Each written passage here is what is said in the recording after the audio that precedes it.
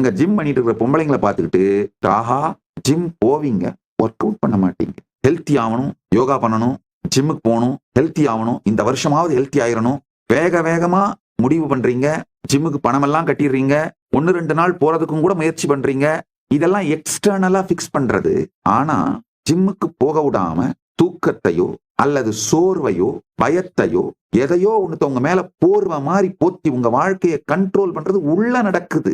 அதை பிக்ஸ் பண்ணாம நீங்க வெளியில எத்தனை ஜிம்முக்கு பணம் கட்டி ஷூ வாங்கி அந்த ஜிம்ல போட்டுக்கிற ட்ரெஸ் அத்தனையும் வாங்கி சகலத்தையும் ரெடி பண்ணாலும் அங்க போயும் அங்க ஜிம் பண்ணிட்டு இருக்கிற பொம்பளைங்களை பார்த்துக்கிட்டு இல்ல வேற யாராவது ஜிம்ம நல்லா ஒர்க் அவுட் பண்றவங்களை பார்த்துட்டு ஆஹா அப்படின்னு பார்த்துட்டு வருவோமே தவிர ஜிம் போவீங்க, ஒர்க் அவுட் பண்ண மாட்டீங்க. உள்ளுக்குள்ள பிக்ஸ் பண்ணணுங்கய்யா. முதல்ல இந்த உள்ளுக்குள்ள இருக்கிற அன்கான்சியஸ் டயர்ட்னஸ், அன்கான்சியஸ் ஸ்ட்ரெஸ், அன்கான்சியஸாவே ஓடிட்டு இருக்கிற அந்த லோ பயோ எனர்ஜி, அதை பிக்ஸ் பண்ணணும். உங்க லைஃப் ஜஸ்ட் உங்களை பிரதிபலிக்குது. உங்க வாழ்க்கை உங்களை மிரர் பண்ணுதுங்கய்யா. நீங்க எப்படி இருக்கீங்களோ அதை அப்படியே உங்க வாழ்க்கை பிரதிபலிச்சு காட்டுது. எத்தனை பேருக்கு புரியுதோ ஒரு கமெண்ட்டை போடுங்க. யாருக்கெல்லாம் இது புரியணும்னு நினைக்கிறீங்களோ ஒரு ஷேர் பண்ணி விடுங்க.